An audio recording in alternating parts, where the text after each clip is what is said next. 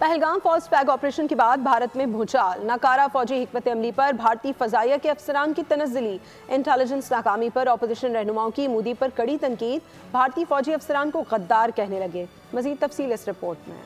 टूटे भारत की मुसलसल बदनामी, पहलगाम फॉल्स फ्लैग ऑपरेशन का बयानिया बेनकाब, भारत के अंदर से आवाजें उठने लगी। भारतीय फौज के होशरुबा इंकशाफात ने पहलगाम फॉल्स फ्लैग ऑपरेशन का भांडा फोड़ दिया। भारतीय फौज ने अपने ही यूनिट के कमांडिंग ऑफिसर को गद्दार करार दे दिया। नायब सूबेदार सुरेंद्र सिंह ने इंकशाफ किया कि भारतीय फौज कश्मीर के बॉर्डर पर दहशतगर्दों की सहूलतकारी कर रही है। भारतीय फौज ड्यूटी पर तैनात फौजियों को हटाकर खुद दरअंदाजी करवाती है। उधर राष्ट्रीय जनता दल बिहार के एमएलए शेखर यादव ने वाक़े पर सवाल उठा दिए। कहा कि मजहब पूछकर मारने की हिम्मत इस मुल्क में किसी में नहीं, में नफरत फैलाने का बहाना है। अगर ऐसा होता तो पहलगाम में मुसलमान इस गोली के शिकार नहीं बनते। उधर नायब फिजाई सरबरा एयर मार्शल SP धारकर की भी तनज़्ज़ुली कर दी गई। सरकार ने मजबूरन उसे 7 माह बाद ही बरतरफ कर दिया। इससे पहले भी एक आला फौजी ओहदेदार की तनज़्ज़ुली की जा चुकी है।